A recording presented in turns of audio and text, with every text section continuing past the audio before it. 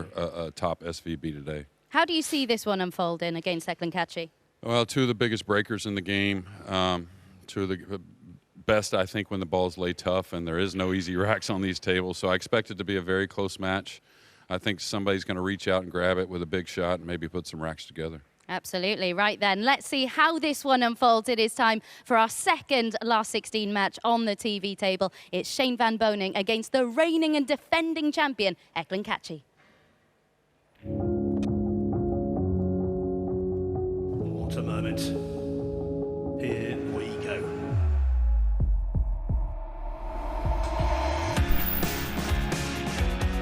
This is all about emotion right now. What a shot! It went down! I cannot believe it! Wow! And the last man standing! Oh! It thought about staying there! It was, in the end, phenomenal. Isn't it so refreshing to enjoy a pure feel-good moment like this? With a tear in the eye and a shiver down the spine. Next up this afternoon then, our reigning and defending champion Eklent Kaçi, who came through a mouth-watering clash with Mario Hay en route to the last 16. He's taken on five-time US Open champion Shane Van Boening, who surely at times in his Hill thriller with Tyler Steyer last night must have thought he was going home. But to find out then whether our reigning champ can keep his title defence going, let's head to our commentary team of Jeremy Jones and Michael McMullen. Thanks, Abigail. Good afternoon, everyone. So Joshua Filler looking irresistible in his quest for a second UK Open title. But Jeremy, last year in London, Filler was looking in exactly the same form in this tournament and ran into Kaçi, who played so well in the final. Yeah, absolutely. It was a semifinal that we thought would really take the cake in last year's UK Open, that by Josh Filler, but there was one better in the final by Kaçi, and I'll say it again, the best final I've ever seen, especially with such tough conditions. So we've got the practice racks here. This will take them up to the start of the match over the course of a few minutes.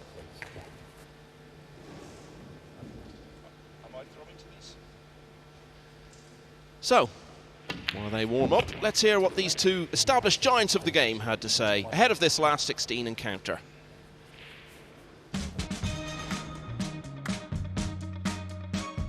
I had a tough match on the final 32, and I got away with my opponent making a mistake. And I went to Hill, and he made a mistake on the 8-ball. Kind of went back and forth a little bit, and then I finished out the match. So, like I said, I took advantage of my opponent's mistakes. It's been tough all week, you know, especially with the tough conditions, you know, and tight pockets, and you know, I see everybody missing, and you know, the tables are playing really tough. So the conditions and the atmosphere, you know, just feeling a little bit of pressure. If I can work on my game a little bit, and I should be okay. I see that he's been missing balls, and I'm missing balls too. So there's going to be some pressure. So if I can just go out there and try not to miss anything, it doesn't matter who you play. I'm sure Kaçi's probably thinking the same way, and you know, you're trying to go out there and play the best you can. Maybe I haven't been playing the best. The tables are a little bit tighter than it usually. It's been a while. I haven't really played in really tight pockets, so I'm struggling a little bit, but I'm winning, so that's important. I don't feel like I'm in my best, but I'm playing good enough to give everybody a hard work to beat me, so I can be a little bit better, but just let me get used a little bit more to this tight pockets. Basically, I want to defend my title, but it's still hard work to do, and I'm going to try my best.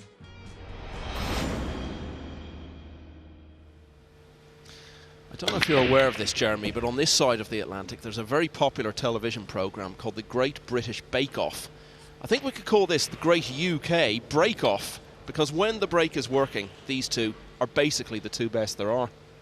Yeah, I think so, and Michael's talking about the power that they display, and you know, no matter the break format, but especially with the cut break, which is the dominant break style the players are using these days, and continually day in, day out, Kaçi and SVB are able to unload on the rack and repeatedly unload. And most players, when they try to pick up the speed, that's where miss hits happen. And we've seen missed cues on the break actually from some players, which is very rare. But yeah, two of the best breakers in the game, and it should be some fun stuff.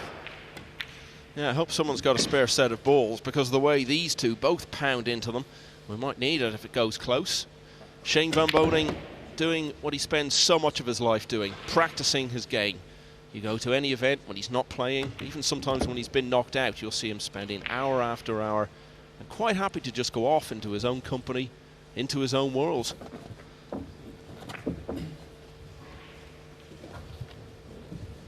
Yeah, we've had 2 matches finish here in this final 16. Of course, Fortунski with a really fine match against reigning U.S. Open champion Ko Ping Chung. So Ko Ping Chung's out, but his brother's still fighting after trailing, what, 9-4. I think it's now 9-7. It is, yeah. Ko Ping Yi can still get through, but would have to win the last 3 racks against Germany's Tobias Bongers. Yeah, you know, the prospect of the Ko brothers playing each other might sound exciting, but then you see the reality of it. We've seen it a number of times in recent years, most notably at the World Masters 2 years ago. When they do play, the level for both of them just seems to slump so dramatically. Yeah, you got to figure, you know, that's not going to continue, that they're going to break out of their own little mini slumps with each other, because they will face off again. But it won't be at the UK Open. It's now Kaçi and SVB. One other match to bring you up to date on is in the early stages. Huge day for both Mickey Kraus of Denmark and Lithuania's Pius Labutas. Opportunity for them to get through to the quarterfinals, and it's 1-1 in that at the moment. The winner of that will play the winner of this. Eklent Kaçi wins the leg.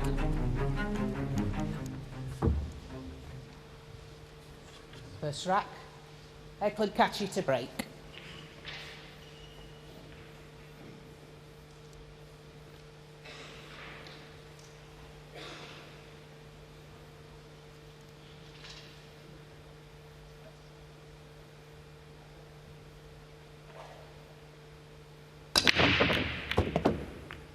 What a way that is to start the match.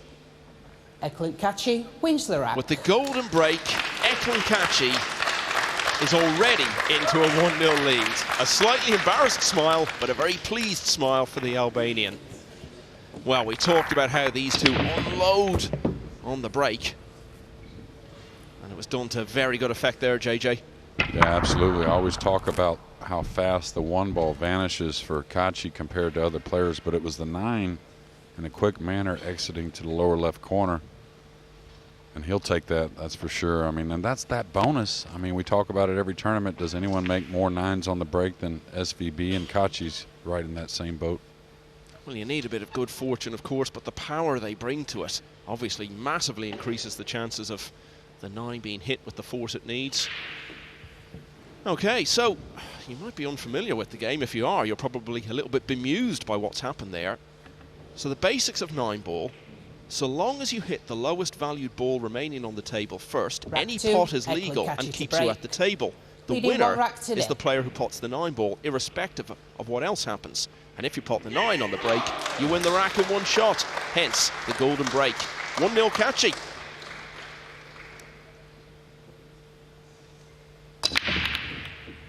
Ooh, the 9 moved out of the rack a little bit there. A little concerning, maybe.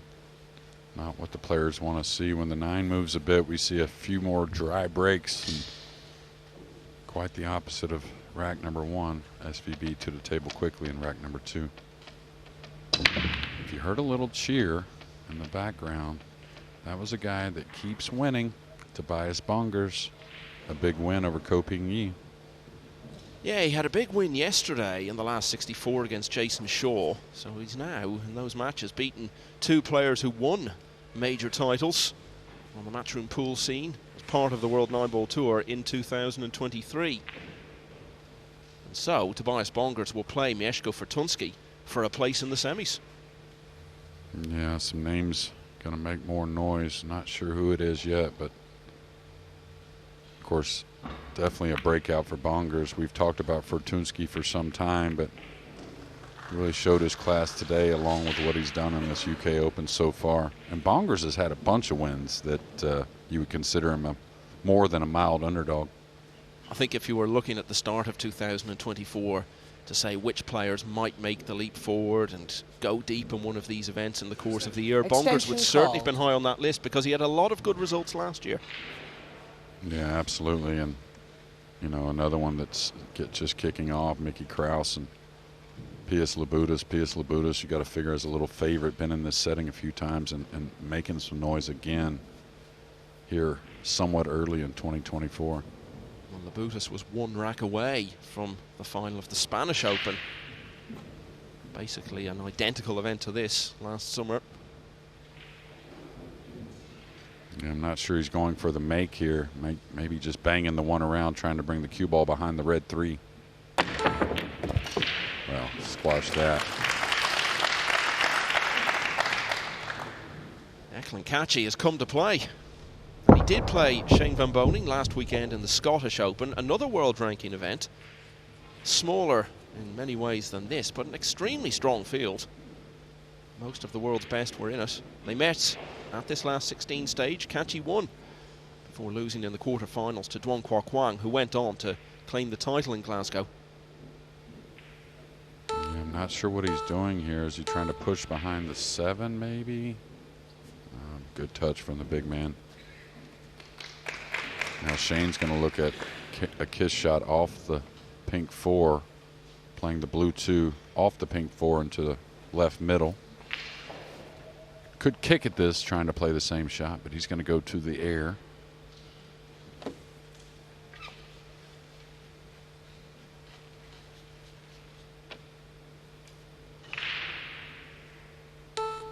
Extension called.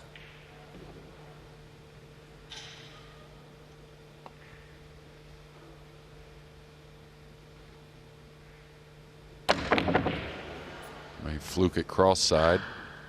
Wow, look how tight them pockets are.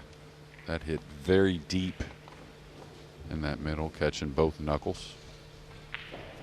In any other week, as you see that blue 2 travel towards the side pocket, you would have said that's an absolute certainty to drop.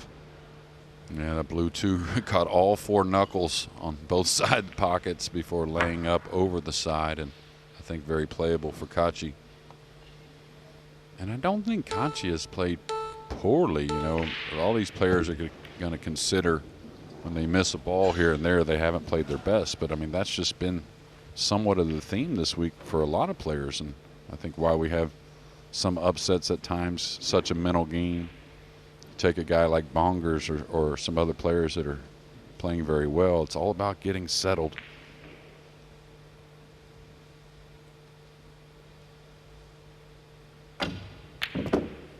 Well, if you lose your opening match in this double elimination format, you're not out of the tournament, but it makes life an awful lot harder. You need to win more matches to get through to single elimination, and if you do get there, you won't be seeded, so that makes things a lot tougher.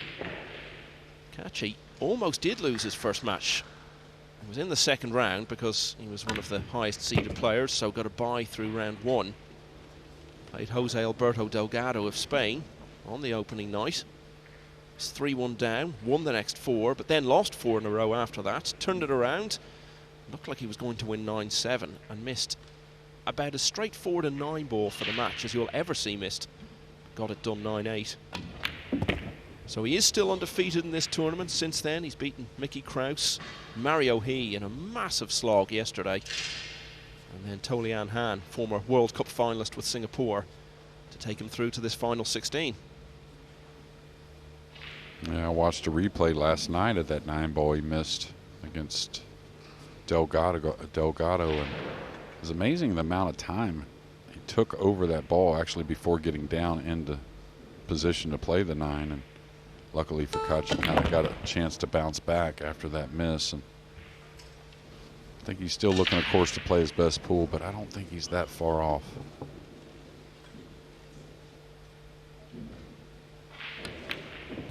We've seen it on 1 or 2 of the shots in this run out JJ. We talked about his power off the break. When he needs to get power and get some action into the cue ball, he generates it apparently so effortlessly on every shot that he needs it. Yeah, we talked about straight cueing, and of course Kaçi was in that conversation, but I don't think anyone possesses both the power of Kaçi along with the accuracy. Eklent Kaçi wins the rack. So golden break in the first. Took him a little longer to win the second, but Eklent Kaçi continues his good start. He leads Shane Van Boening 2-0. So let's see what's going on elsewhere. This is Tobias Bongers we were telling you about. Yes, come on! And he's getting a bit of a reputation for this, these big celebrations at the end of matches, which we love to see, of course. And that is another fine win from him. Already he's knocked out Jason Shaw. Now he's taken care of last year's World Masters champion Ko Pin-Yi. And as we said, he will face Mieszko Fortunski in the quarterfinals, which will be played later today. That's the run Kaci's been on, and I told you about. And you know, we've seen once or twice, and you alluded to it there, Jeremy, it takes a long time when there's no shot clock. But now that it is in for this last 16 stage and beyond, it probably actually helps him, that it makes him play quicker. Yeah, I think that's, you know, if you took a poll for all the players, I think that would be the case. And, you know, you kind of exit the brain from things a little bit. You go a little more with your gut. Leading 2 racks to 0. Obviously, they're playing great. They're in the final 16, so it just takes away the second guessing a bit, Michael, and I think it makes for a better pool. Watch the 9 again. Always just seemed that little bit too high, and so it proved. Yeah, Kaçi liked what he saw. Took a look back at the pink covering up the cue ball.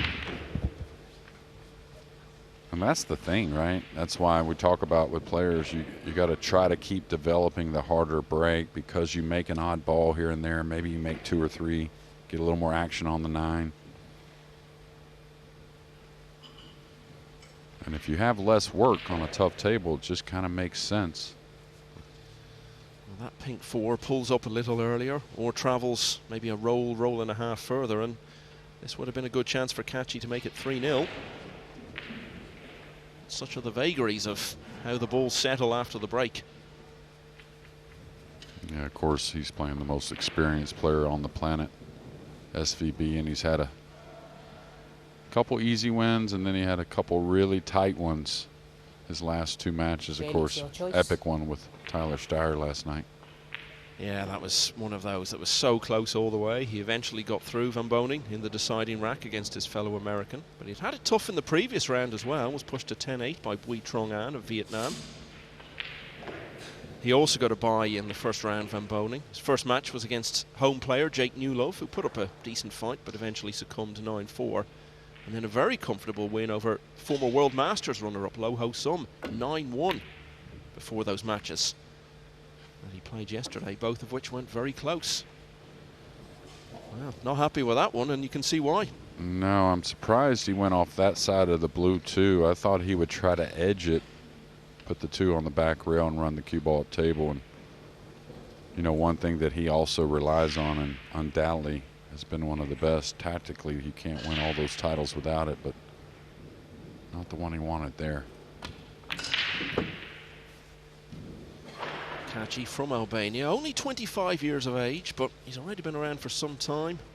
Won a big event in New York as long ago as 2017. That same year he was a World Championship semi-finalist and runner-up in the US Open. And the very next year he became the youngest ever Mosconi Cup player, still only 19 years of age at the time. First of 4 straight appearances. Hasn't played since 21. Yeah, and I think it was 19 where he got that world #1 at a very, very young age. And it runs in the family. Claudio Kaçi, his younger brother, made the final 64 this year.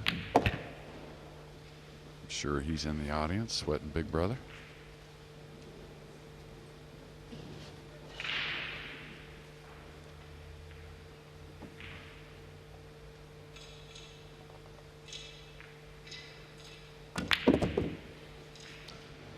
Well, as I was saying, it's been a bit of a slog for Kaçi in some of his matches to get as far as this last 16 stage.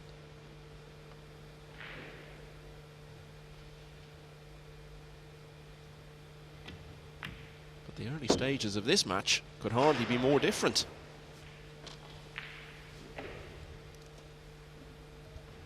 No, everything. In 3 games we've seen it really. A golden break. Incredible jump shot from Kaçi to get control in game number 2. And now a clearance in game 3. Eklent Kaçi is up against the number 2 ranked player in the world, but he's dominating him at the moment. It's 3-0.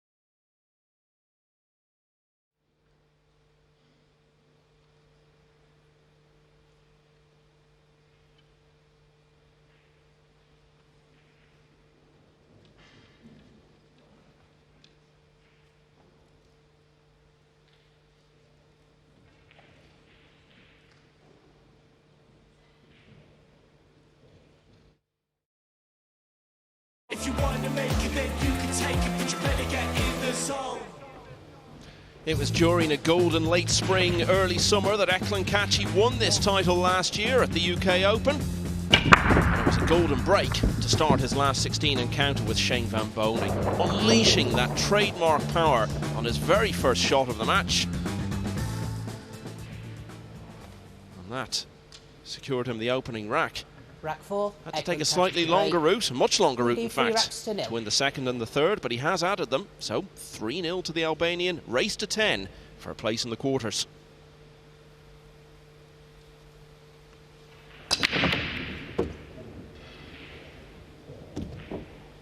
Yeah, just as we talked about, he's missed the one again, but undoubtedly 2 other balls on the break, and I think that has a lot to do with that power. 5 ball getting kissed in, the 8 opposite corner. Has a thin cut on the 1, so we'll see how he's feeling. Yeah, if you don't make the 1 ball off the break, you're relying on the chaos that ensues with the balls to unfold in your direction. And the more power you apply, the more chaos there is. more chance of it going your way. Yeah, and I don't know if being a righty here is going to keep him from playing the cut shot on the one. I think if he's lefty, he can reach it nicely, and looks like he's aiming a little heavier on the one ball, so maybe a safety coming. And this is awfully thin on the one, so trying to stun the cue ball, kind of one rail behind the 6 and bang the one around. Maybe something light coming up on the 6. Oh, what a nice touch again. And the thing is not only to get the snooker, but get that little extra squeezing the cue ball up on the 6. Two of the finest young talents in the European game. That was, well, 3 of them actually, because just as Sanjin Pelovanovic walked out of the shot, Alexa Peschelj walked into it. But that young man there is Eklent Kaçi, Eklent's younger brother, who we were talking about. Got to the last 16 on his debut appearance. The Spanish Open last summer. And as we said, made single elimination here. Yeah, Shane hoping for a little bit of luck to keep off the offense. I think he's got that, but I believe Kaçi does have a look at the one ball, so it should be another safety. And it can be a little stressful. These kind of leads usually don't bother you too much, but on difficult equipment, you know, not only trying to find a way to get an open look if you're SVB, but then, you know, you got to maintain your focus afterwards pretty much every ball. You referred earlier to all the titles Shane Van Boening has won, JJ. The 2 biggest in the game, for those who aren't familiar with the scene, the World Championship and the US Open. Well, he won the US Open for the first time at the age of 24 and has now claimed that title 5 times. It's a joint record. He's had 5 attempts now at breaking out of that tie with Earl Strickland, but hasn't managed to add to his haul. Took him a long time to win the World Championship, though, and he'd been beaten in the final twice before at last winning it 2 years ago.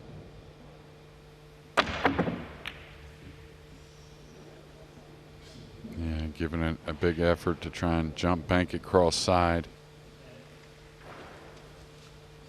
Pool's amazing to me how great these players are as well. I mean, there's so many shots in the game, and you know, 1 inch makes all the difference in how you play something. But the one that impresses me the most is shots like that. They don't ever practice those. I mean, you can't practice all the shots, and to be able to pretty much pull them off under the pressure, always super impressive.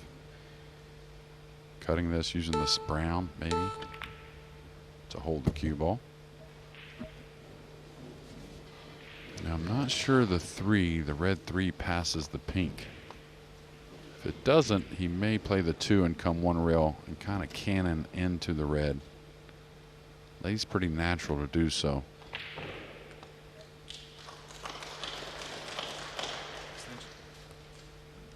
Extension called.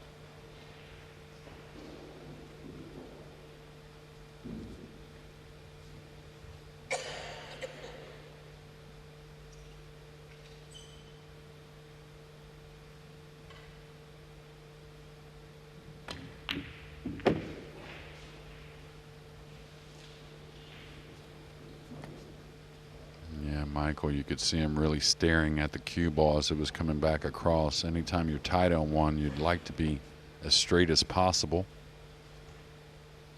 Here you just got to kind of trust what you see and don't pick it apart too much.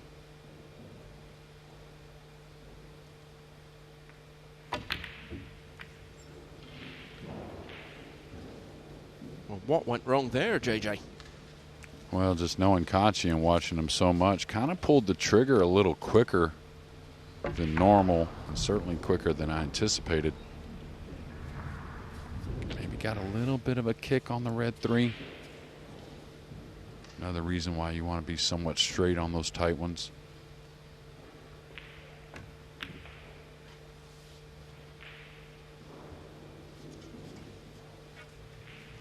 All right, good stuff there from Shane. It's been a jump shot, a kick shot, and a couple safeties for Shane so far. Not a whole lot of time at the table. I think Kaçi will go for the make here. Try and swing the cue ball back around where he's at now. Maybe a bit of a two-way shot, backdoor safety.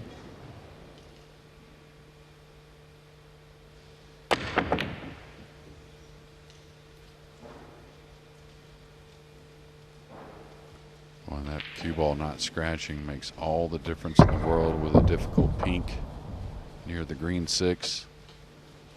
So finally Shane does have an open look, something you could call an open look, but he's got a difficult position play onto the pink. I think just trying to get to the cross side bank. Yeah, again, for anyone new to the sport, what you're referring to, scratching, which is the cue ball going into the pocket, or any foul, leaves ball in hand, and it can often be so decisive at this level, because in that instance, obviously Van Boening would have been able to set himself up with a much more straightforward positional shot.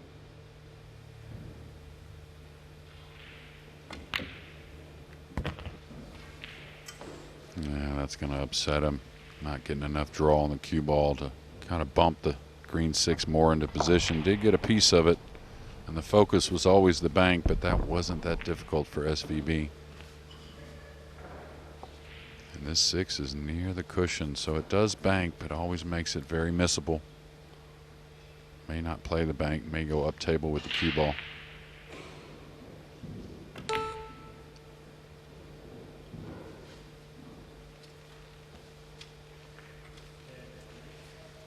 I thought he was at best 50-50, even though it looked like a pretty set up cross corner. Like I said, hard to judge with the 6 so near the rail.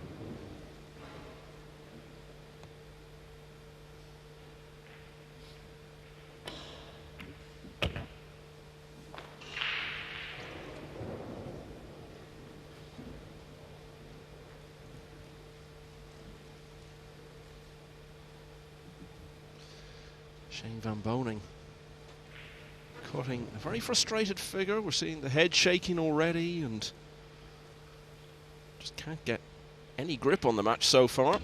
And this is a straightforward 9, so it's going to be another rack chalked up for the Albanian. 2 balls down off the break for Kaçi. Didn't lead him anywhere much. But eventually, he's won the rack anyway, so Eklent Kaçi is already almost halfway to victory here. He leads Shane Van Boening by 4 racks to 0. Let's have a look at table 2 now. This is Pius Labutas of Lithuania at the table. Having a really good year. He's been in 2 world ranking event finals already in 2024. And a lot of people fancied him for a good run here this week. He's having one. And he's giving himself every chance to extend it, because he leads 5-2 against Mickey Kraus, the 23-year-old Danish player who we've been expecting big things of for some time now. Labutas, as I said, has been this far and indeed much further in an event like this in the recent past.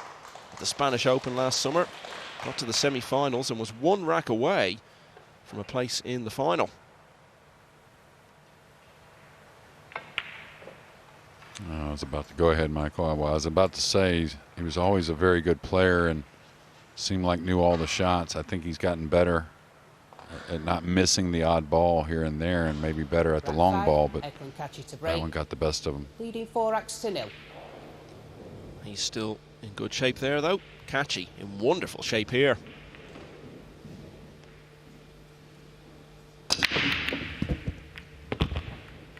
Wow, look at the kisses on the cue ball. He makes 3 on the break. So no excuses now for SVB. Should get on the board with ball in hand. Please start the clock.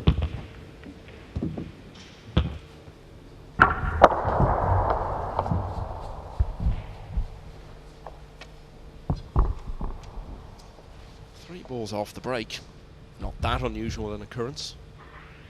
Not often you see them all go in the same pocket. No, and there are a few players that get those 3 on the break, the ones with power usually, but still it's something nice. You figure to have a shot on the after the break if you're making 2 or 3 balls. And a lot of pressure though on Shane at 4-0. Of course should get out here, but seeing how Kaçi's breaking the balls, knows it could be just a few mistakes could cost him this match.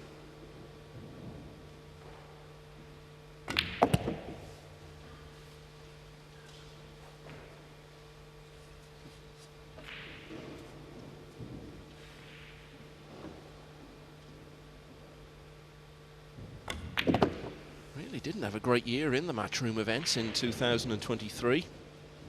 The only long run he had in any of them was at the European Open in Germany back in August when he got to the semi-finals. He was beaten by the eventual champion David O'Cady. Had a few surprise defeats towards the end of the year in the big events. Marco Teucher beating him at the US Open. And young Kyle Amorotto at the Hanoi Open just a couple of weeks after that.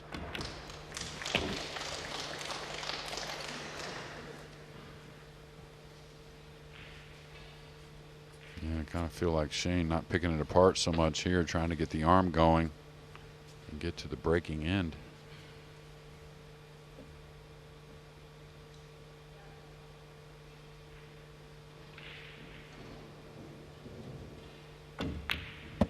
But for the scratch, in all probability, Kaçi would have taken this rack as well. Van Boening given a really good opportunity with ball in hand.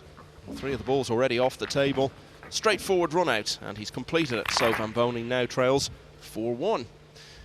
Just to tell you about another match that's going on table 1, it's Fedor Gorst against Robbie Capito. Now Capito from Hong Kong got to the quarterfinals of the US Open last year, and it was Gorst who ended his run. Well, he's looking to get back to the quarters today, and he's leading 2-0 at the moment.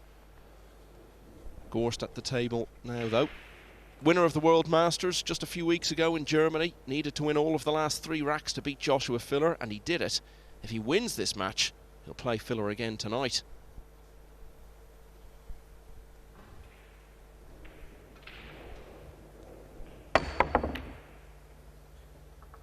He's trying to hold the cue ball at the table, so Robbie Capito with ball in hand there. Rack number 3 trying to open up a bigger lead.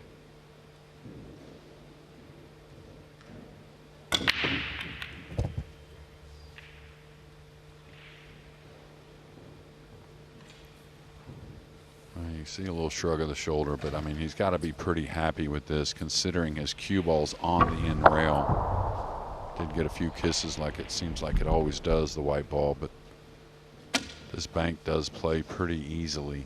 Did miss a bank already in this match, but that one was much lower percentage, Michael. This one here he should be pretty happy about.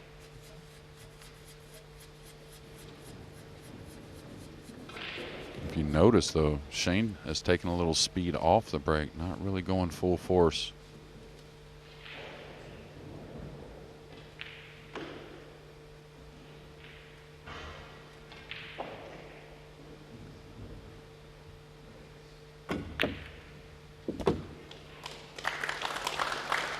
So why would he do that?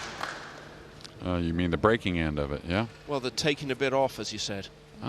You know, these guys dissect it pretty well. Maybe there's some kisses on the cue ball he's not liking, or maybe just getting a little better result on the one ball. I noticed that at the Scottish Open. He started to take a little speed off at times, and you know, Shane's a little superstitious like we are all in the pool world, and if he has 2 or 3 of those firm ones he doesn't like for one reason or another, he'll switch it up pretty quickly.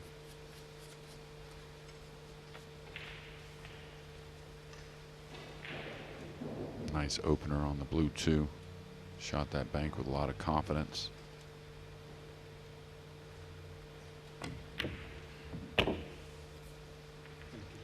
If you've never been to one of these big open pool events, I've seen from some of the pictures here that if you position yourself in the right place on a day like today when there are 3 different matches going on, you can focus on one obviously, but keep an eye on the other 2. A small playing area for pool obviously facilitates that, and in the early days when you've got maybe 20 tables plus, it's quite acceptable to walk around, and in one day you can see all the best players in the world sometimes.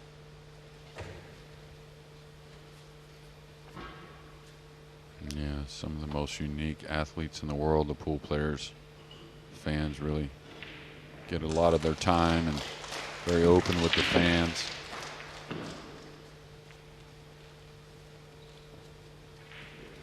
that he's ever lacking any spirit or will to win. I kind of feel like Shane's kind of pumping himself up with this run here.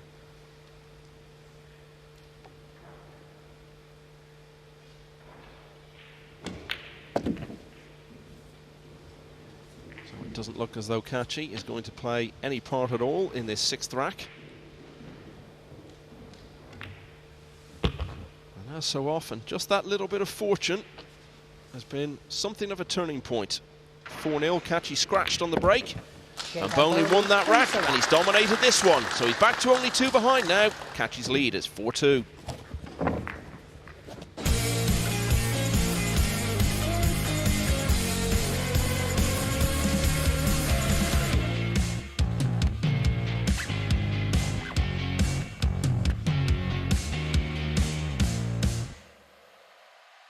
If you want to make it, then you can take it, but you better get in the zone.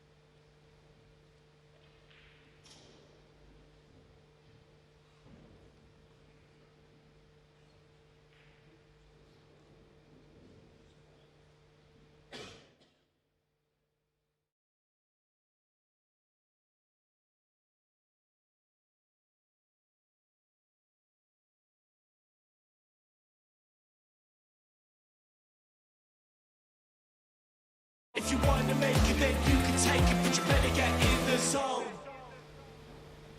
Eklent Kaçi, defending champion in this UK Open, got off to a flying start in this match. Shane Van Boening has pulled a couple back though, so it's the American breaking at 4-2 down. 10 required for a place in tonight's quarterfinals.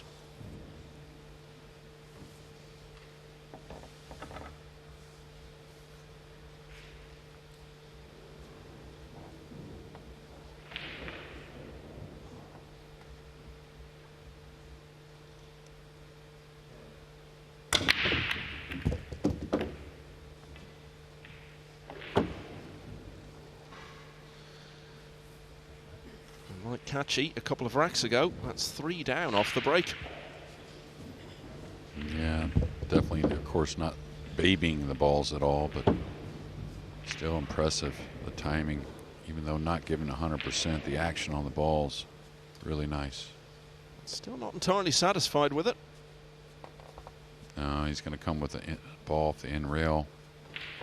Kind of has to just decide how he wants to play it. No. With him leveling out, what speed is he playing?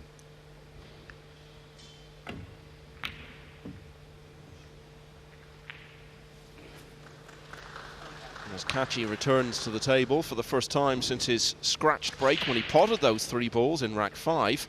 He does so, having been presented with an opportunity to reassert himself here.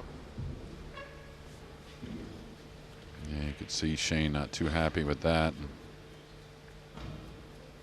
You notice whenever he kind of struck the cue ball, he didn't seem too unhappy. Normally players know right away. Difficult shot on the blue too, but Kaçi back at the table.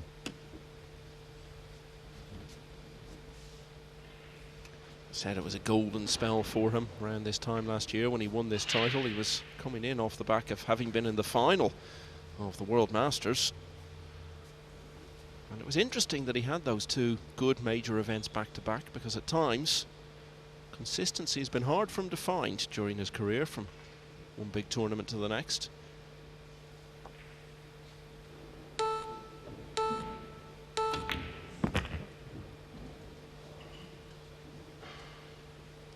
Speed besides the cue ball nearing the rail I thought was going to be perfect, but now don't know how straight he is on the red 3, but very near the cue ball, excuse me, very near the rail with the cue ball, so he may have to elevate the butt end of the cue, which makes this a very difficult shot going into very, very small side pockets.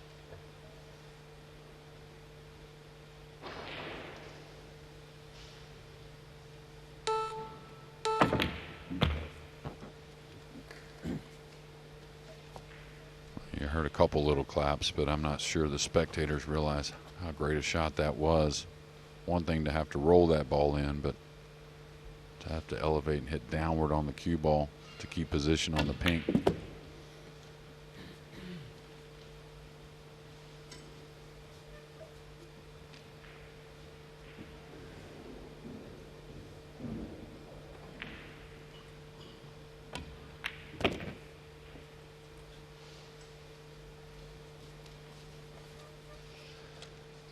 You think back to his first match against Jose Alberto Delgado on Tuesday night, the match against Mario He yesterday. He was having to pour every last drop into it because everything was becoming a struggle. And whether it's to do with the clock, shot clock coming in, or even just something as simple as it being a different day, Eklent Kaçi is fluent and inspired today. And he's 3 clear at 5-2. 3 balls down off the break for Van Boening, but needed to come with a good long one after that. Wasn't able to do it. And that's why he is back slumped in his chair and looking a bit fed up with everything. This is the run I was talking about earlier. 9-1 against Loh Ho Sum, who actually beat him on his way to the World Masters final. A very surprise run a couple of years ago, just after Van Boening had won the World Championship for the only time so far. And then battles in both of his matches in the single elimination stage so far. And if you're wondering what we're talking about with single elimination, in the early rounds, if you lose a match, you're not out of it. You can go over to the loser's side, but then once we get down to the final 64, it's the 32 who've come straight through and the 32 who've come through on the loser's side. And you've won from each of those groups playing each other, and from then it's straight knockout all the way through to tomorrow night's final. I've got to update you on events on Table 1. Fedor Gorst, who won the World Masters just 13 days ago in Germany, is now 4-0 down against Robbie Capito of Hong Kong. To break, leading by 5 racks to 2. If Capito wins that match, he'll equal his longest ever run in one of these Matchroom Open events. 5-2 Kaçi.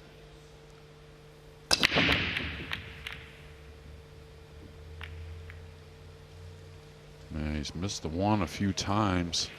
Has made the oddball generally, but 2 dry breaks for Kaçi, I believe, and SVB, though, dead snookered behind the green 6, so a difficult push out. If you're new to 9-ball, the push out has to be declared, but after the break, whether it be like here, Kaçi, the breaker on a dry break, or if he had made a ball, the player at the table has the option only after the break to declare push out, and they can roll the cue ball anywhere they want, and then the incoming player has the option to take the shot or pass it back. Be really shocked if he didn't push out here. I mean, don't get me wrong, the 2-4 looks a little jammed up, but I think the 2 is playable, so There's not a whole lot of cover as far as the rack itself, but you would figure a push out most likely.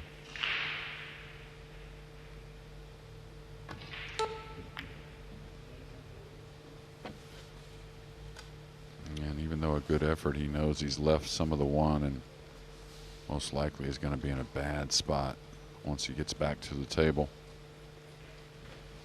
Kaçi can dig on the cue ball a little bit, so coming behind the pink and the blue 2, not a problem.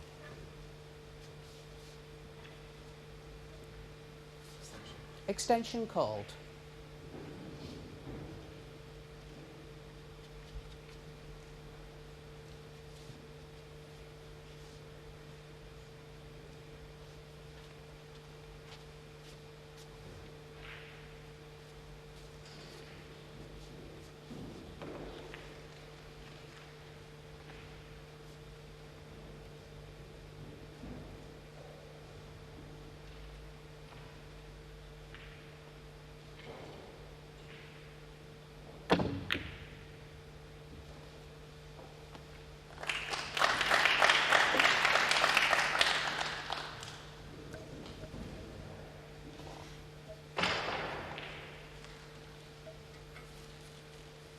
You got to believe it's a 2-rail escape, whether it be bottom rail, top rail on your screen, or quite the opposite, to go the short rail and then the opposite long rail. He's going to go 2 rails this way. Extension called. Put him at 75% to hit this ball, Michael. Maybe a little higher, but all about what is the outcome afterwards.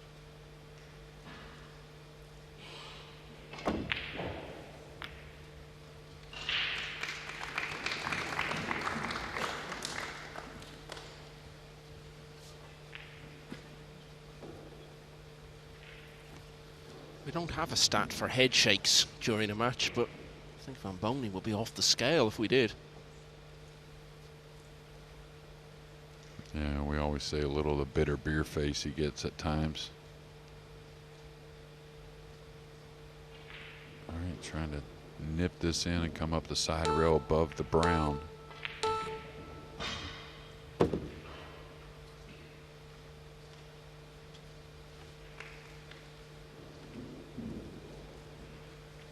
That's pretty handy. I was talking earlier about that really good run he had around this time last year, and okay, the World Masters run didn't get many ranking points because that was an invitational, but he got a lot from winning this tournament. And having not been in the Mosconi team in 2022, really after he won this, he looked primed to return to it. And may well have done, but for events off the table when he had a serious motor accident last summer, and that was the end of his season. Initial reports were that he was going to be out for a year, but he ended up returning well before the end of that. Looking to pick up for the momentum that he left behind him when he had that terrible injury.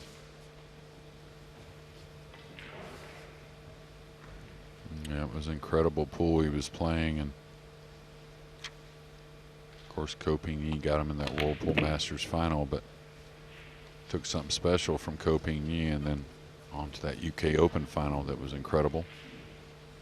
And I don't see him not making that Mosconi team myself if it wasn't for that injury.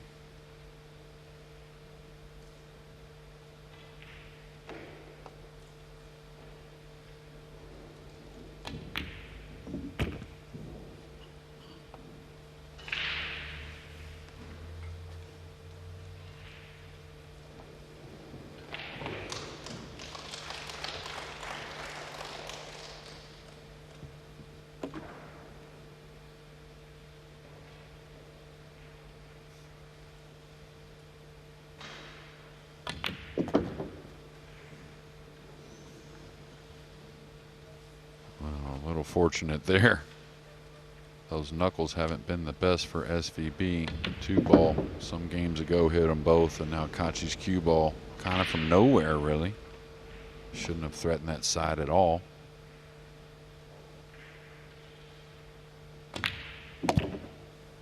This is really turning into a very accomplished performance from Eklent Kaçi, and it really hasn't taken him very long at all to put himself in such a strong position. He won the first 4 of the match, lost the next 2, but now he's restored that 4-rack advantage. Another 4, and he'll be in the quarters. 6-2 Kaçi. Now, amazing events going on table 1. Once Joshua Filler got through, we were all getting excited about the prospect of a quarter-final between him and Federer Gorst, a rematch of the World Masters final just a couple of weeks ago. But Robbie Capito clearly has very different ideas. And the young man from Hong Kong is leading 5-0.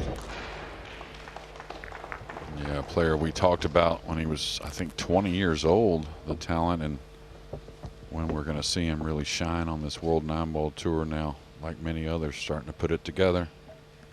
It was in this UK Open that Capito really made a big impact on one of these events for the first time. He played Alban Ocean, who had just been in the World Final in 2022, and amazingly beat him 9-0. Yeah, Robbie, who has lived a long time, but in Hong Kong, plays for Hong Kong, Filipino descent. Leading by 6 racks to 2. And by the way, big lead also for Pius Labutus on table 2. Now 7-3 ahead of Mickey Kraus. If he gets through at the moment, it looks like he'll play Kaçi. It's 6-2.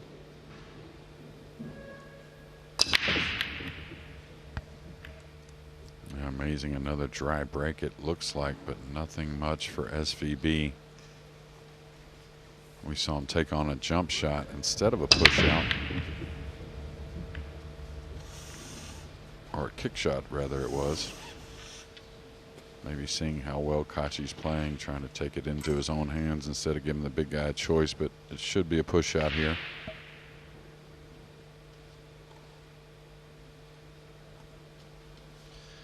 Shane Van Boening knows matches can turn around from situations like this. Of course he does, but it was actually his lived experience in both directions at the World Masters week before last. He was 4-0 down in his first match against Duong Kwok Kwang.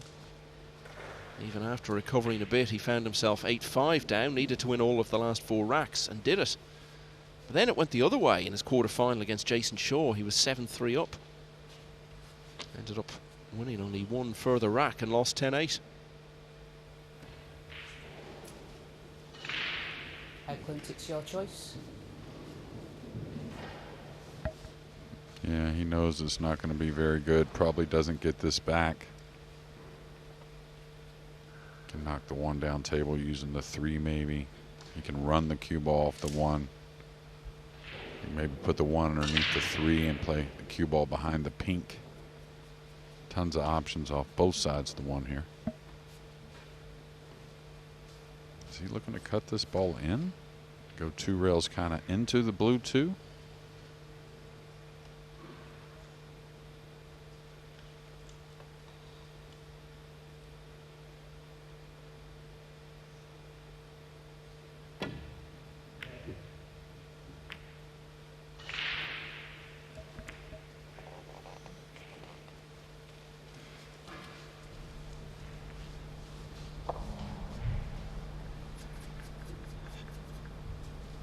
Yeah, I love the aggression and talk about that's why these players are so great, but I thought there were other options.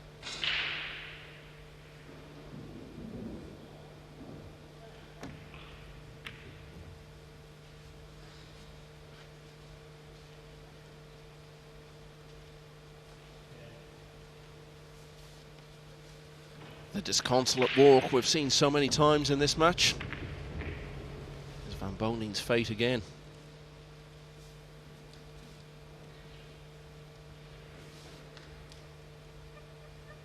Yeah, difficult to get at the 1. Only the right side, of course. You can see him swerving a bit. So I'd love to make the 1 get anything on the 2. Just anything. Oh, look at that. He caught the knuckles just right. It's going to come down, get snookered by the brown, I believe. But that's a piece.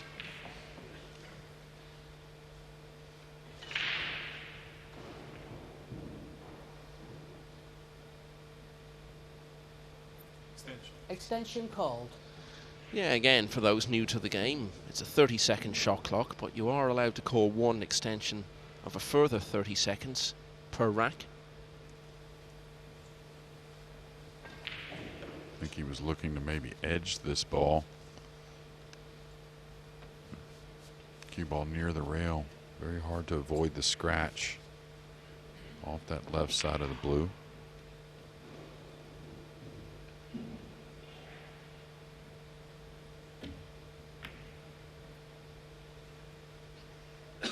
Pretty crafty.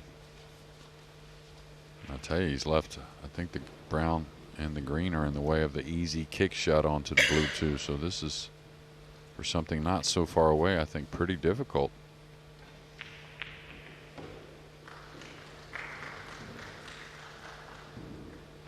And he's going to kick a lot of left spin to dive upward into the blue too.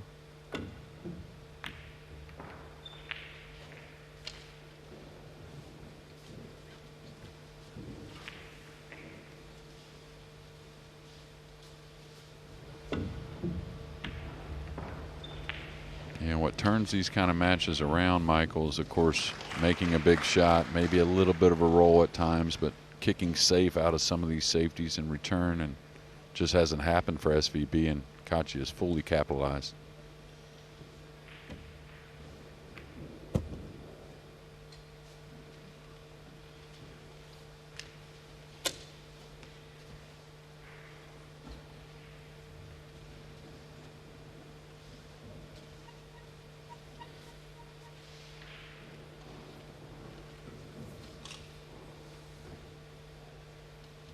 Well, having to do this wasn't in the plan.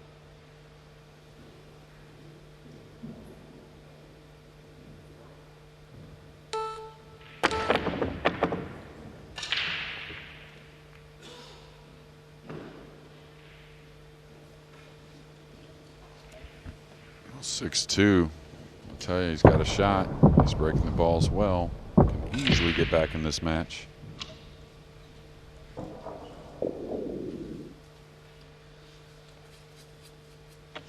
Well, he's had so many good turnarounds in the past, but this has got the feeling now that if it's to happen in this match, it has to start happening right now.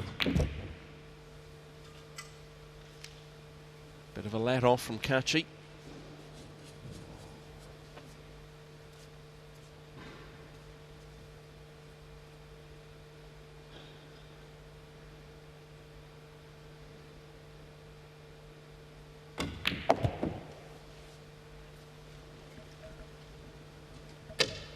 A little bit of an awkward shot here. The brown 7's gotten in the way of the forward path for the cue ball. Drawing the 9's in the way. I think the 5's a little tight going by the 6, so could have used a little more there. Extension called. I'm really not sure what he can do for position. There's all kinds of obstacles trying to get that cue ball in shape for the green 6. Sometimes it's easy to take your eye off the purple 5 in a situation like this.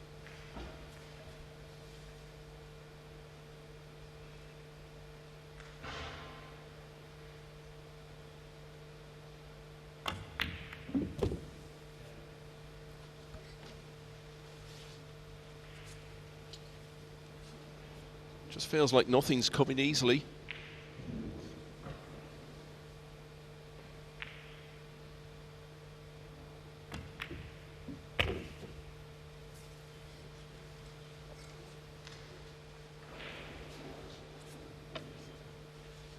Even there, he's put himself a bit more in control of the situation, but cue ball's gone a little close to the rail.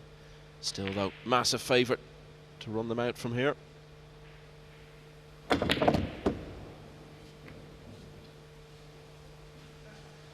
He just can't get into prime position, but keeps potting his way through this. It's starting to feel like a big rack now.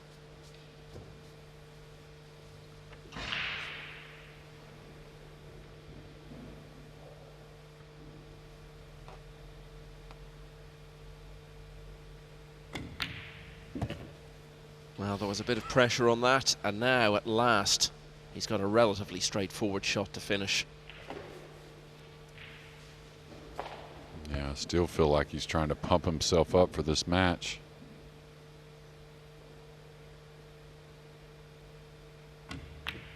And it's a match he's still clinging on to his chances of winning. Shane Van Boening had to come with quite a few good shots there to finish that one off, but he did it. He's back to 6-3 down.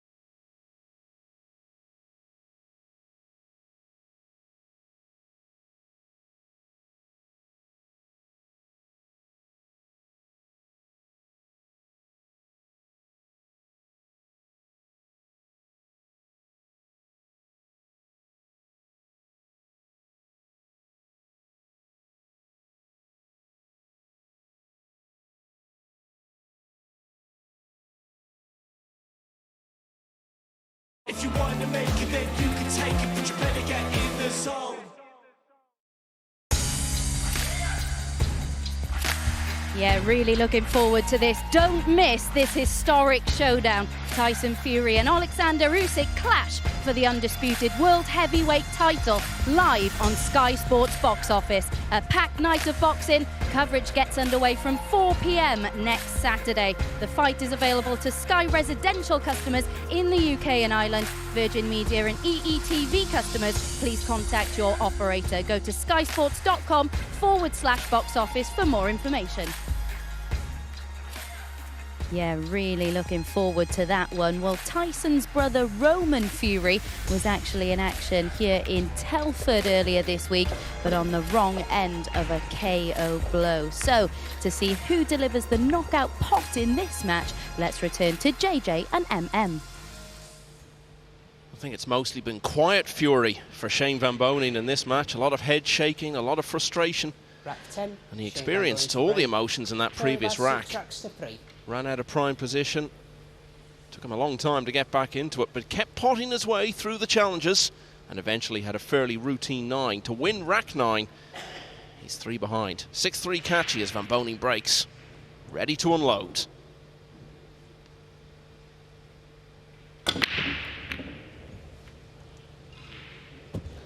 Foul shot.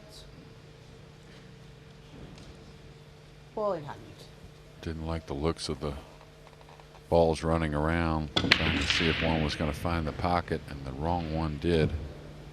Wide in the middle, so nothing to get going for SVB. Trails only by 3 games, but it should be a bigger deficit here. What would be 8 or 9 shots. Difficult layout, though. Looks like the 3's a little tough with the pink there.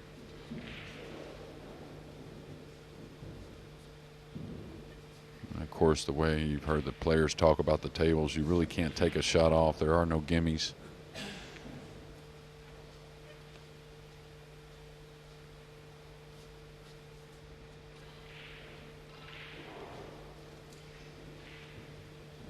Yeah, I like him coming across here.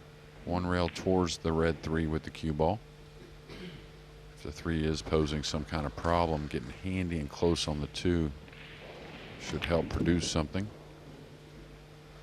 He's going to get a little thinner than he wanted, maybe, but maybe play a short side position on the red 3. Maybe for the upper right or the right middle.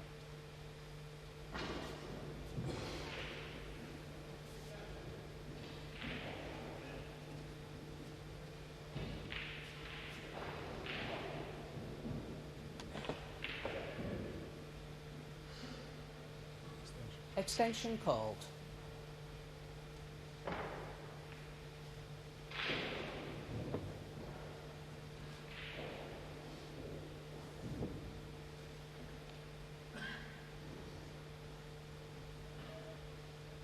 And he changed his mind a couple times. That's all about the red 3, not really pocketing the blue 2. It's all about shape.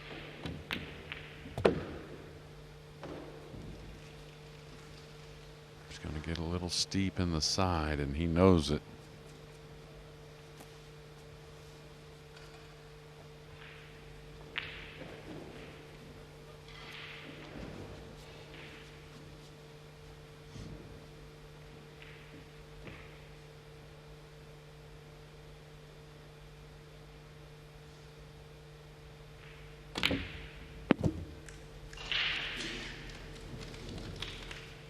That wasn't the original plan, Michael, but of course he knew that was an option, and you know, probably nerves still going. Of course he's played great, but rather play a shot with a little more speed than something delicate as far as that cut shot into the other middle.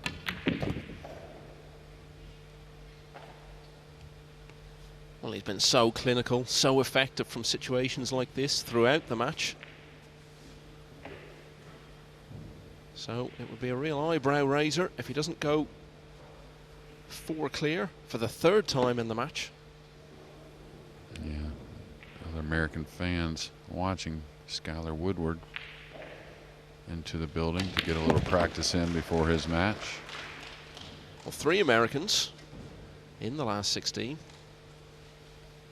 Yeah, another one trying to get on with it was trailing 5-0 against Robbie Capito. Now Feder Gorse is 1-3 on the spin, so 5-3's the score. Just interesting to look at the last 16 lineup in relation to last year's Mosconi Cup. 3 of the American team that were defeated are still in it, and only 2 of the European team that won it have remained into this stage. Yeah, I guess what you're seeing is just the other players evolving, and we knew this would happen. Once so many more tournaments are coming out, of course they get to play with the best, and those are great players anyways, but you can see the Robbie Capitos and Mickey Kraus, and of course Pius Labutis, what he's been doing, but I think it's no coincidence really. 10 different nationalities represented in the last 16. But that's always the way at these events nowadays. You're not surprised anymore to see a massive global spread. Yeah, the one you told me yesterday, 27 countries represented in the final 64, which was amazing. Especially with, you know, there are countries that are dominant. Dominant guy here so far, Eklent Kaçi. Van Boening didn't make a ball off the break. Indeed, he scratched from it. And Eklent Kaçi has made him pay the ultimate price in that 10th rack. So once again, he's 4 clear. And now that winning line is just starting to appear. on the horizon. 2 rounds to be played today. We'll have the quarterfinals this evening, but still a lot of action remaining in the last 16. A couple of matches haven't even started yet. Skylar Woodward against Petri Makinen, and Alban Ocean just survived against Gary Wilson yesterday against Lou Ri Teng. We've already got Joshua Filler through, Tobias Bongers and Mieszko Fortunski are through to play each other. And Fedor Gorst has got another one back now. Lost all of the first 5 to Robbie Capito, but he's right on his heels now at 5-3. Pius Labutas just needing a couple more to get through to the quarterfinals. 8-4 up against Denmark's Mickey Kraus. The winner of that will play the winner of the match we're focusing on here. But really, JJ, over the last few years, it's hard to think of a player who's turned around more unpromising situations than Shane Van Boening. Eklent Kaçi to break, leading by 7 racks to 3. Yeah, well, I couldn't agree more, and that I think that would go with most stats or most situations when it comes to pool the last 15, 18 years.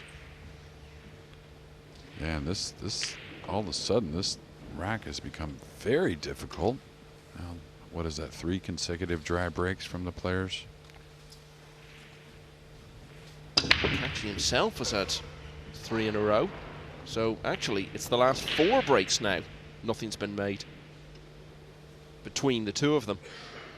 Yeah. Big grouping up by that yellow 1 ball in the upper corner, so makes it very difficult usually for a push-out situation just because the safety's pretty easy and you're certainly not going to challenge Eklent Kaçi with an offensive shot. So I think you're going to see Shane try and do something here besides the push-out. Problem is no real future trying to pocket the 1 on somewhat of a trick shot with the blue 2 kind of buried up the top rail. Love to make it and just get control somehow, some kind of look at the 2. Now he's broken up all those balls. That was a real problem as well. This one could hurt. He's left him pretty straight on the yellow 1 here, though. So it's not going to be easy for Kaçi to get very close to the blue 2.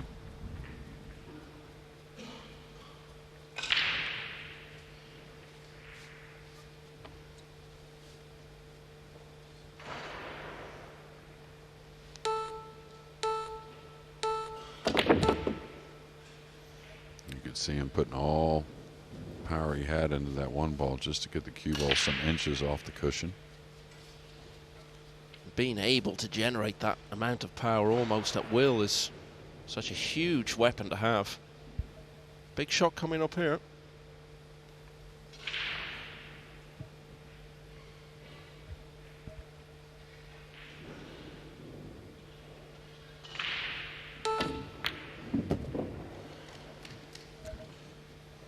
Played it pretty simple, not much angle there, and gonna make the pocket half the size if you really try to power up. So he's just gonna play a thin one on the red 3. Both of the outer matches heating up though. Mickey Kraus with 3 on the spin, it looks like now, only down 8-6. Yeah, that's again Pius Labutas. Extension called.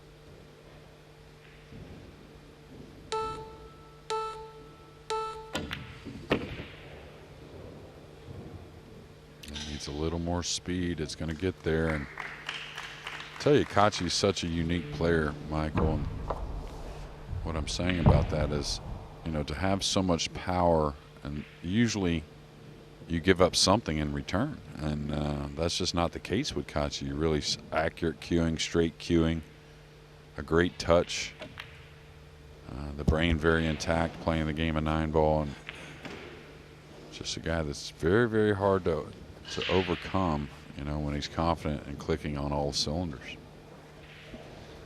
Well, it's a country of only about 3 million people, Albania, but really in recent years he's been its most prominent individual sportsman, and 2023 was a huge year for Albania in the sporting world. Kaçi had his UK Open win. And the national football team astonishingly won their European Championship qualifying group. They'll be playing in the finals in Germany in a few weeks' time.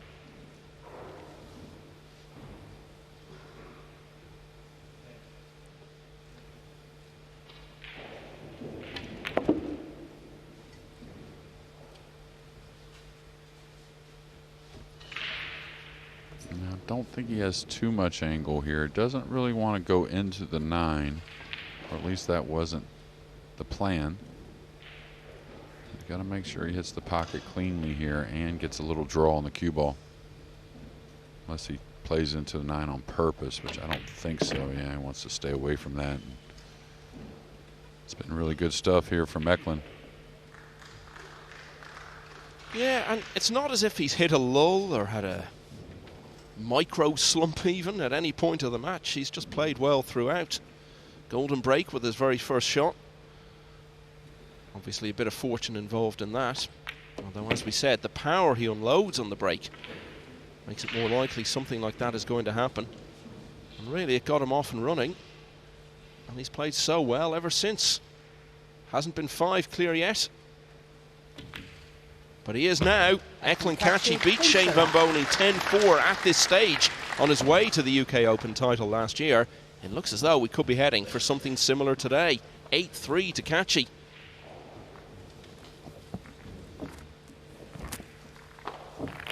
Now, let's look in on table 2. This one getting very close, as we've said. Pius Labutus was looking pretty comfortable against Mickey Kraus. The Danish player came back. But I believe that takes Pius Labutus to the hill now at 9-6. Semi-finalist in the Spanish Open last year. One away from being a quarter-finalist, with perhaps more to follow in this UK Open.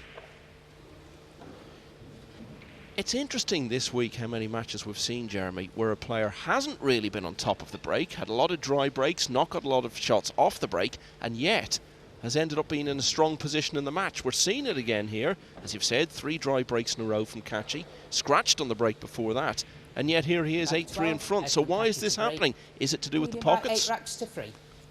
Well, I think in this match it's been the shots after the break he hasn't left, and then he's been very good off of what we consider maybe some mild mistakes or even some open mistakes from Shane. But yeah, as a whole, I think you can contribute to the table because we've seen it time and time again this week. I think yesterday was a prime one with Gary Wilson where he was up 9-7, and really if you just looked at his breaks alone, you would figure playing in Albin Ocean he probably would have got dusted off maybe 10-3 or 4. Meanwhile, he was in a position to win, and Albin showed his true class those last few racks.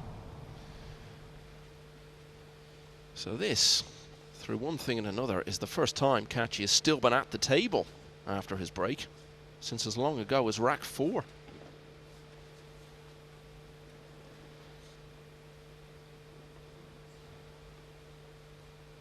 Yeah, and he's really in a good position here just to come one rail directly at the 3. 4 is near the 3, so big shot here on the 2 to get in position.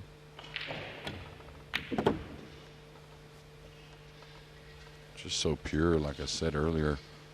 You know, most sports, even pool, when you find a player that has so much power, or let's say it excels at one area, normally they give in a little somewhere else. Not the case with this man here. Really, not only clicking on all cylinders, but has them all to click on.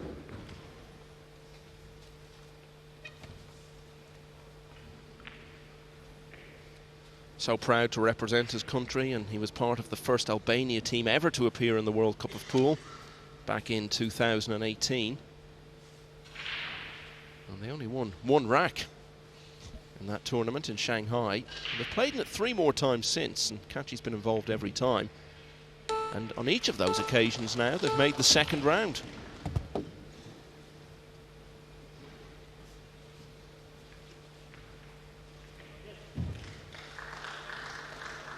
Yeah, and I definitely think, of course, always a new day. Get to sleep on things and figure some things out. But I think the shot clock and of course, these are the settings this guy's made for, right? Is the big moments right here on Sky Sports, and I think the whole package of things have really gotten him back where we want to see him. This has got to slow down a little bit. Should be okay.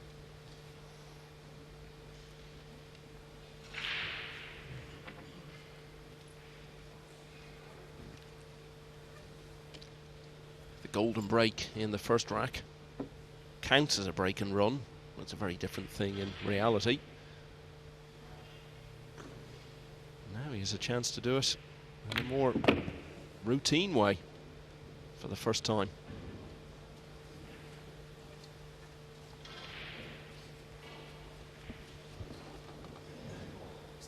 Extension called.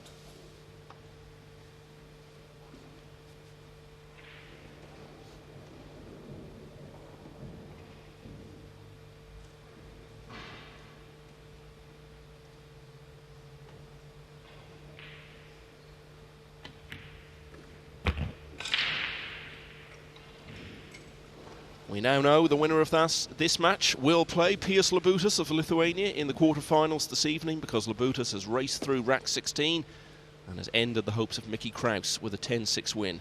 So Labutas to face the winner of this.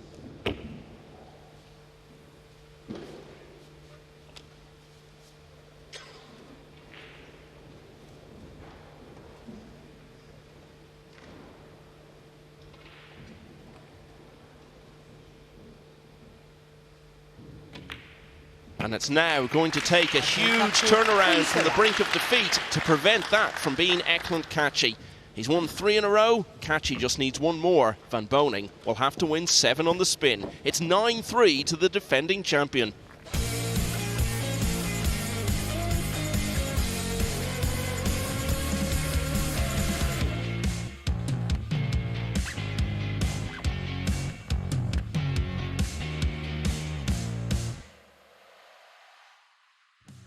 If you want to make it, then you can take it, but you better get in the zone.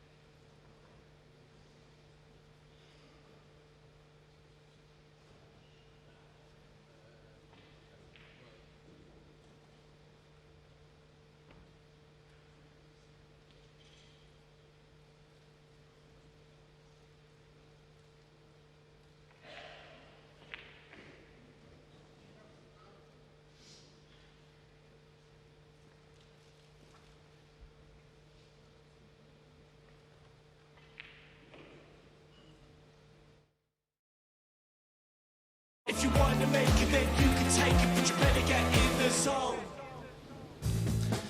Still 2 matches to get underway in this last 16 of the BetVictor UK Open. Skylar Woodward, the recently appointed American Mosconi Cup captain, will play the former World Cup winner from Finland, Petri Mäkinen. Alban Ocean against Lou Reed Tang also in that top quarter. As you can see there, we do have the lineup confirmed for one of our quarterfinals. Tobias Bongers continuing his dream week with victory over Kopinyi 10-7. And Mieszko Fortunski through to the quarterfinals of the UK Open for the second year in a row. He saw off the other co-brother. In the bottom half of the draw, Fedor Gorst is charging back. He lost all of the first 5 racks to Robbie Capito of Hong Kong, but he's won 4 in a row since then and is now only 1 behind. That really keeps alive the hope of a Gorst-Joshua Filler quarter-final just 2 weeks after they met in the World Masters final. Filler in fine form earlier today against Viktor Zielinski. Eklent Kaçi 9-3 up on Shane Van Boening. He needs 1 more to go through to face this man, Pius Labutis of Lithuania, finishing off with the 7-9 carom to complete a 10-6 win over Denmark's Mickey Kraus. Labutis, a semi-finalist in the Spanish Open last year, now a quarter-finalist in the UK Open in 2024. Eklent Kaçi has turned in a wonderfully accomplished performance here, and he only needs 1 more rack to finish it off.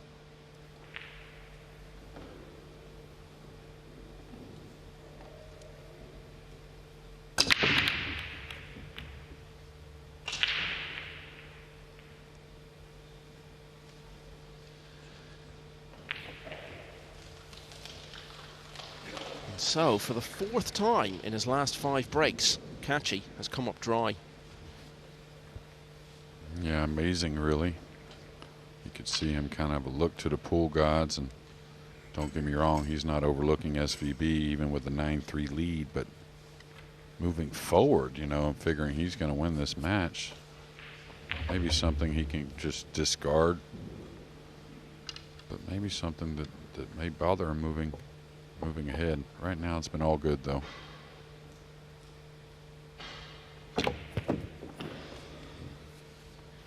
One of the most famous recoveries from the brink of defeat that we've ever seen came in this country, delivered by Shane Van Boening just over 2 years ago. 10-3 down against Mika Immonen at the World Championship. Remarkably came back to win 11-10 and went on to win what remains his only World Championship title.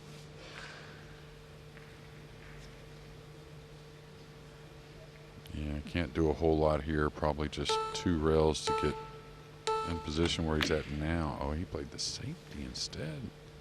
It's a little surprising, and didn't hit his mark either with a big Mark II hit.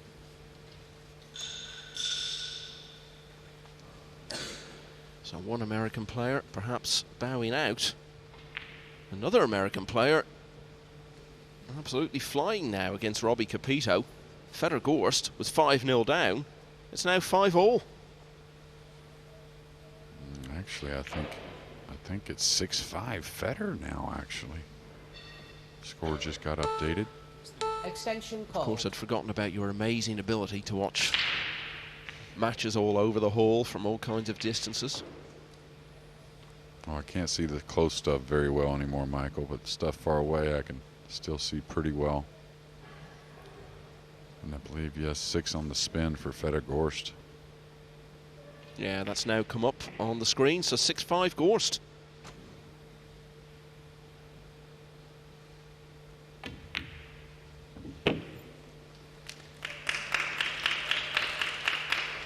So if indeed this is to be the last rack, Jeremy, from what we've seen of Kaçi over the years, take the break out of it because we've talked about that.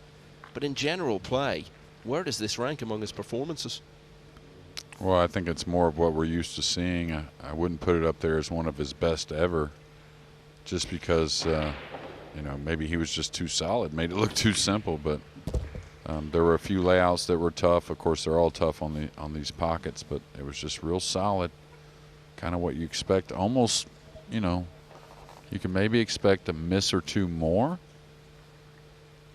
But the kind of player he is, I just kind of feel like this is pretty on par for Kaçi. Now, don't get me wrong, SVB hasn't really put the pressure on, and that makes all the difference in the world. Uh-oh, as soon as we say something. You can see him kind of shaking that left hand, the bridge. We talked about it, I think, on day 1. Maybe it was day 2 that he was kind of fooling with the hand a little bit. And that is a part of that injury. You see him there picking it up. Well, we saw a close-up of it in Germany when we spoke to him there at the World Masters about it all, and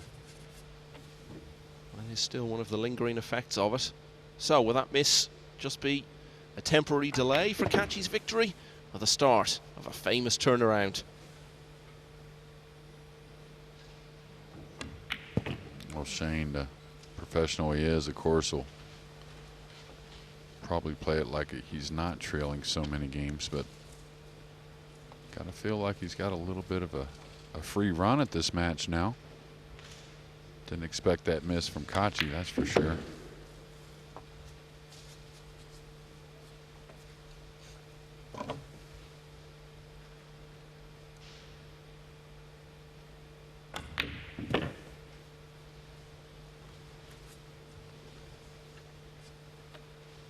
So the missed 4 from Kaçi opened the door for Van Boening. And as the 9 just wriggles in, he has walked right through it. Kaçi still very much in command, but it's now 9-4.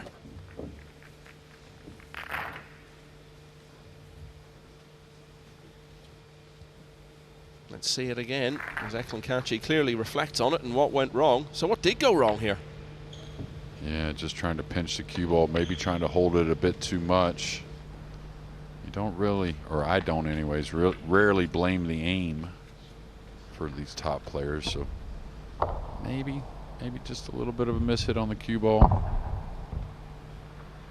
The first time he's had a somewhat unexpected miss when closing in on victory this week. As I said, he missed the 9 that would have completed a 9-7 win over Jose Alberto Delgado in his very first match here this week. Kaçi did get through it in the last rack. Here he is, one away still from the quarterfinals. Rack 14, Shane Van Boening to break, trailing by 9 racks to 4.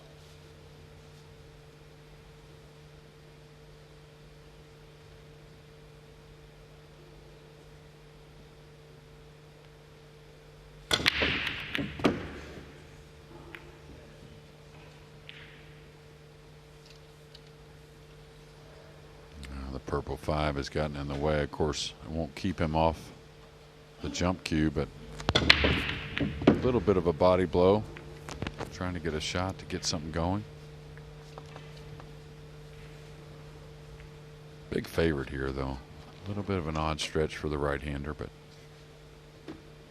should be okay. I'm not sure what he can do with the blue 2, but should get the 1 down.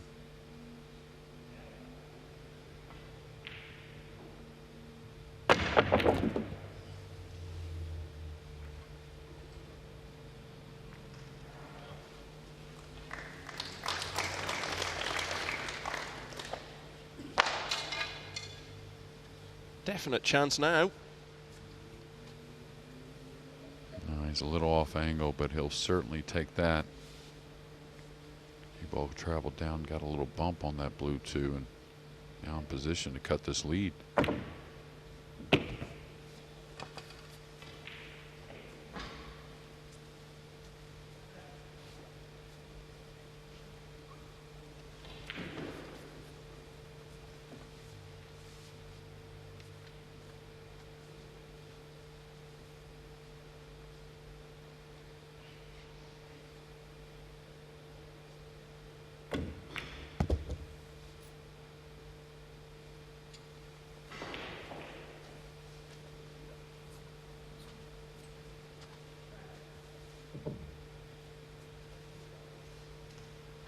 He's just the last player you want to see in your rear view mirror when you're on the brink of victory, isn't he?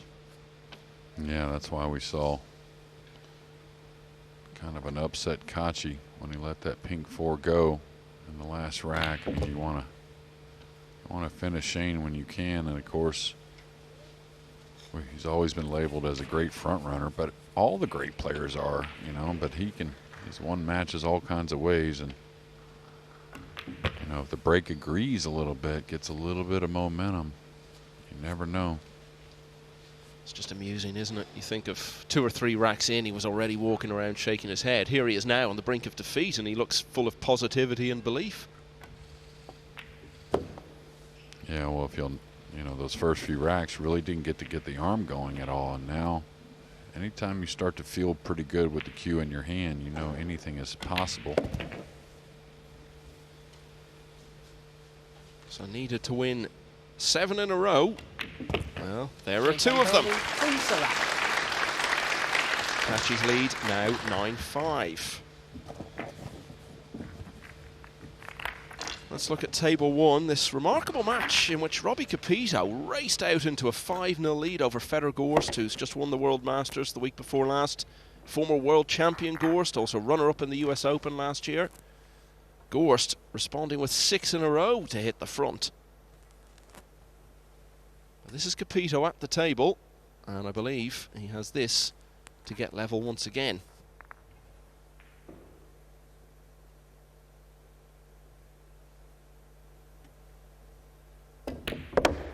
Six it is. Showing a bit of character there after the whole match just turned against him so dramatically.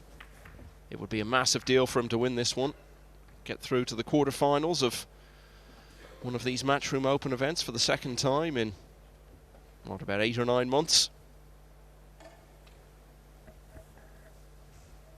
Yeah, super big talent there, Robbie Capito. Trailing 9 racks to 5. So a very good 14th rack from Van Boening. He's still got so much work to do to stay in this UK Open.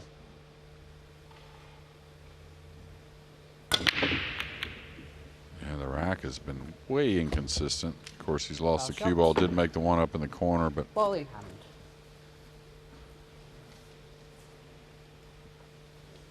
of course, ball in hand. Of course, the percentage with these players running out with ball in hand has got to be 80–90% or higher. All depends on the layout. And of course, trying to cross that finish line always makes it a bit more difficult.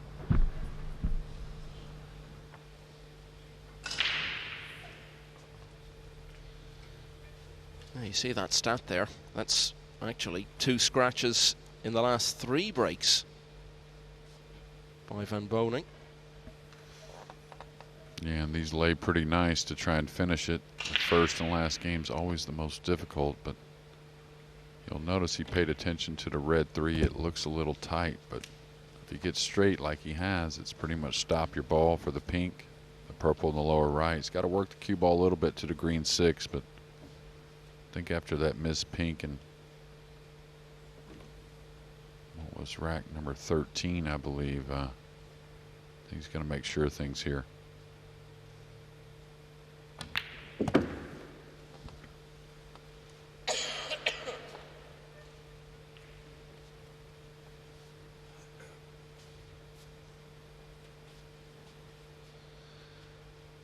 Kaçi's making a habit of beating Van Boening at the last 16 stage of events in the UK. Did it in this event last year. Did it in the Scottish Open last weekend.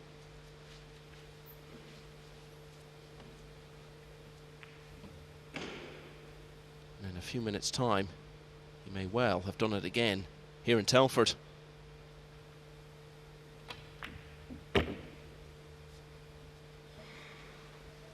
Yeah, and it's all kinds of ways to win a match, right? I mean, we see it 9-ball pool all the time. The unexpected is really what you do expect. But for Kaçi moving forward, this has got to be just exactly what the doctors ordered as far as trying to repeat as UK Open champion, get a real solid performance in your first match in this final 16.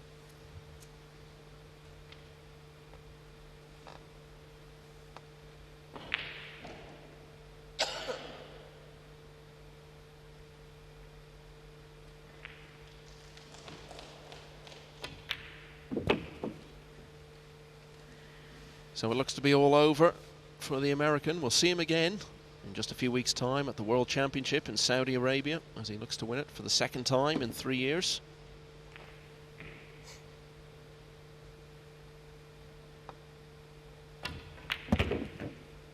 But the story is all about this man, the unpredictable Albanian,